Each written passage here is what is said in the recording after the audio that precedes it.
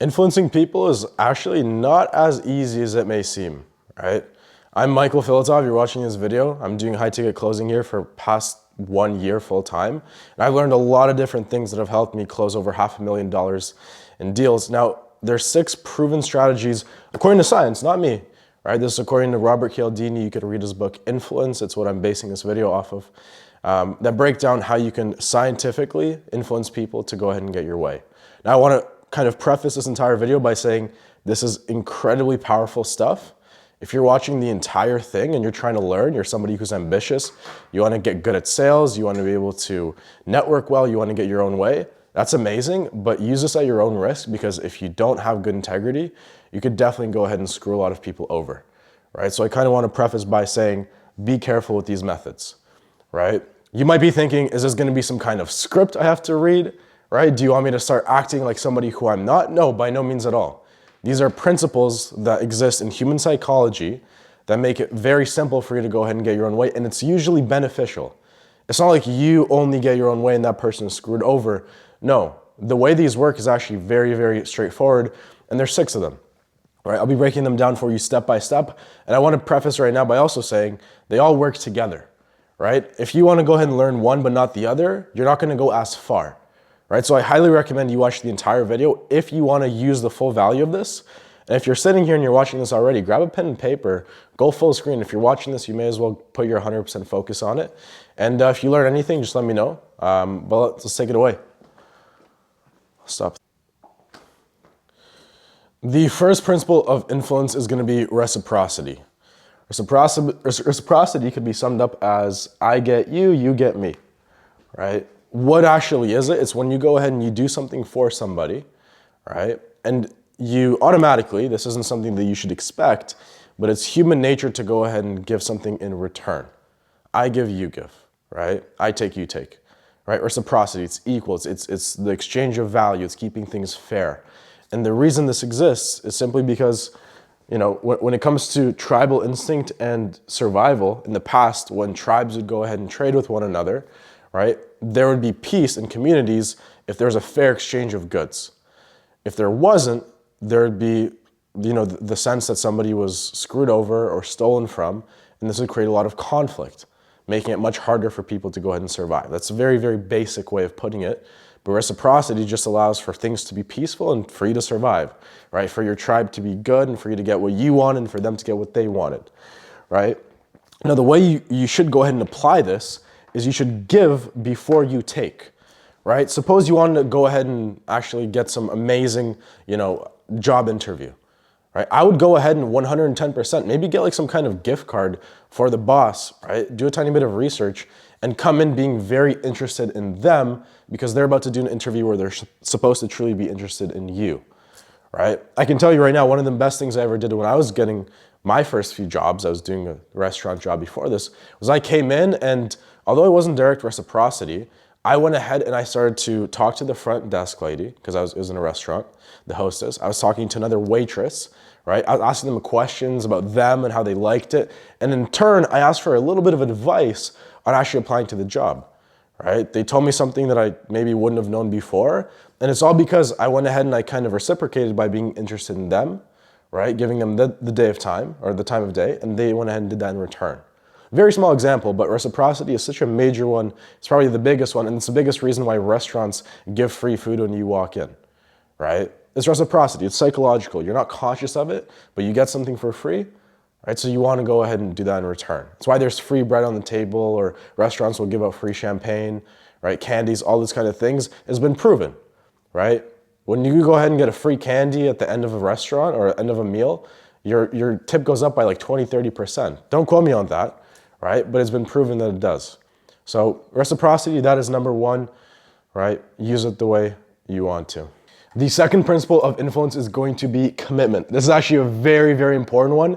It's something we use on sales calls every single time.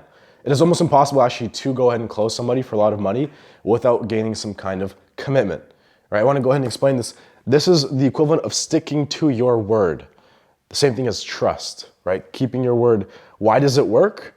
You do not want to be seen as a liar, right?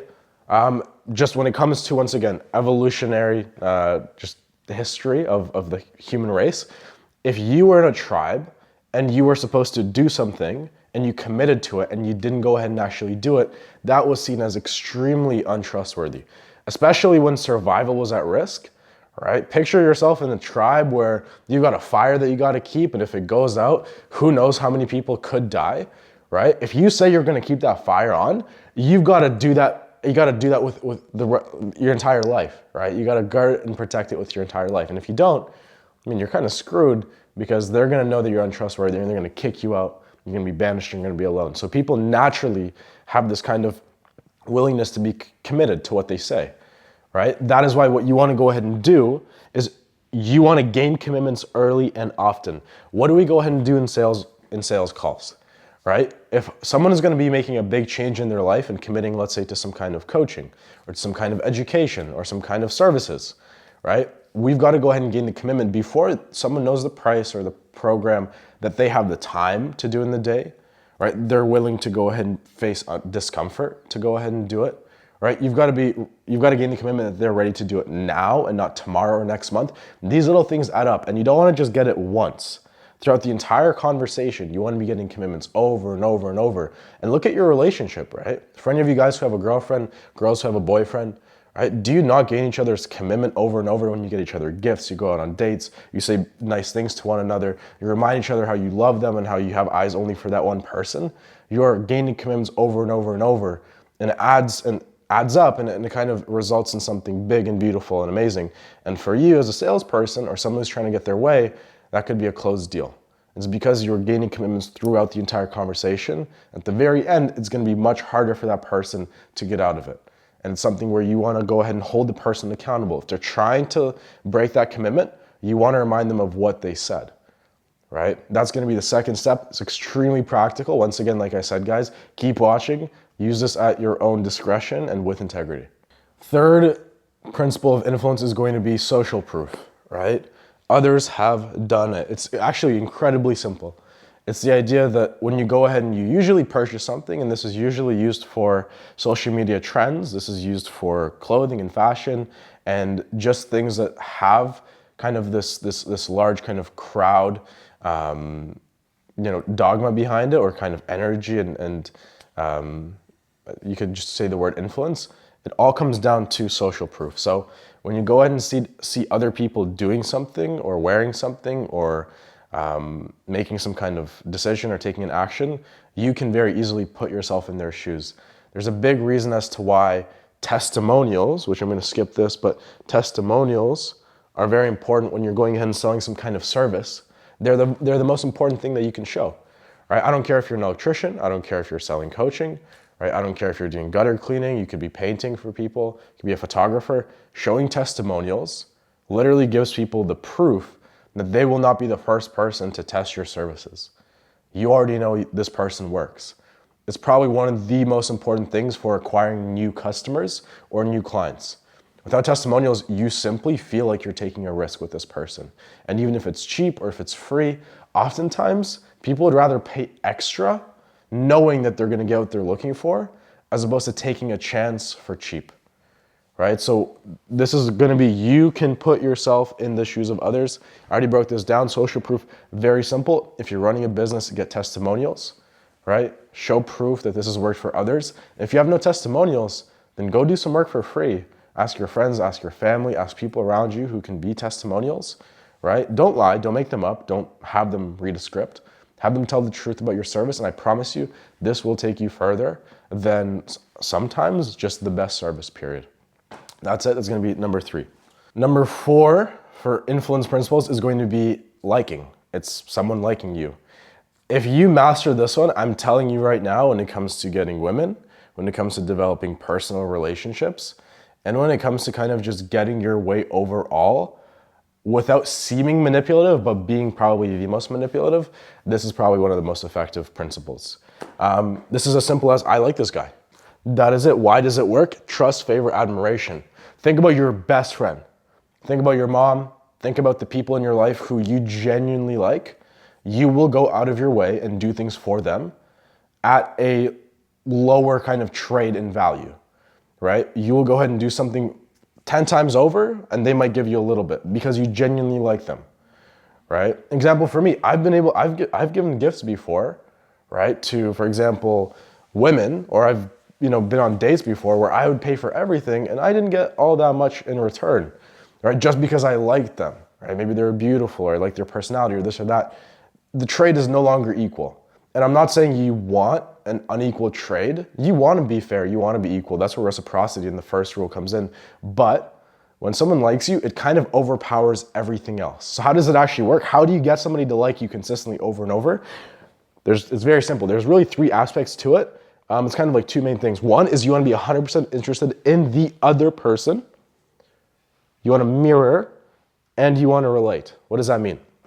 Being interested in the other person means forget about yourself, right? Every single person thinks about themselves all day long, and every single one of you watching this video cares about yourself more than anyone else in this world. Let's be real here. Even if you're a parent, right? The fact and the idea of your child maybe suffering or being sad hurts you, right? That's why you go and take care of them. So, end of the day, you care about yourself. When someone talks to you about you, it's amazing. It is music to your ears. So focus on the other person in front of you. Ask them questions about their personal life, their friends, their family, where they go on vacation, what they enjoy, their passions. Get it away from the professional aspect. You could always talk about that, right? But talk about who they are as a person, what makes them unique. As flattery, it's music to their ears. Number two is going to be mirroring, which means you want to mimic what this person is doing. You also want to go ahead and repeat what they say back to them. You see, it's not very hard to ask questions that have someone reveal what they want to, have them reveal their personality. What is hard is to listen closely and say it back to them. If somebody tells me, that they went on vacation to Venice, Italy in 2012, and 5 minutes later in the conversation, I bring it back up and I say, hey man, so you're in Venice in 2012, right? You had that weird kind of tour guide do this, and then he recommended that wine that was just awful. Okay, what do you want to tell me about next time I go to Venice? What can you recommend? That is so niche and so unique, and I can guarantee you 99% of the people they meet will not repeat something back to them like that they'll easily remember you. And the last part is relating. People simply naturally like those that are like them, that are similar to them. It's that tribe mentality once again. There's a reason why everywhere you go in the world, people will naturally organize into groups of people that are similar to them, whether it is based on ethnicity, whether it's based on religion, whether it's based on sports, right? Whether it's based on some club or video games. People look for those that are like them. So if you can show to someone, right, by your actions and by your words that you're similar, they will naturally like you more and they'll do things for you and you'll be able to influence them. That's going to be influence principle number 4. It's much easier to just say, you know what, he's the expert, he knows. Yeah. Principle number 5 of influence is going to be authority. What is authority? He just knows. Why does it work? People do not want to think, right? Think about when you're at the doctor, right? Do you oftentimes question his authority when he tells you that, you tell him everything about your situation and he's been in school and he's got the expertise, he's graduated, he's been doing this for years. You don't really question his authority when he gives you a prescription for a medication. If used incorrectly, could probably kill you. You don't question it, right? Because he just knows, right? Human beings don't want to go out of their way to think. If we went ahead and questioned authority too often, we would not be as efficient as we are. We'd have to solve way more problems ourselves. So what do? We trust that somebody has the knowledge, the expertise, and we have them go and make decisions for us, right? We trust them on what they tell you. So if you're on a sales call, if you're in an everyday meeting where you can position yourself as an authority, that's what you got to do, right? You show expertise. You give people the right not to think and to have you decide for them what they need to do. This is incredibly powerful if you're someone like the government or the police. I know these are extreme examples. You're not going to go and become a police officer to go and get your way. I'm just saying that is a clear authority. There's a badge. There's not something that you question. You follow their instructions, right?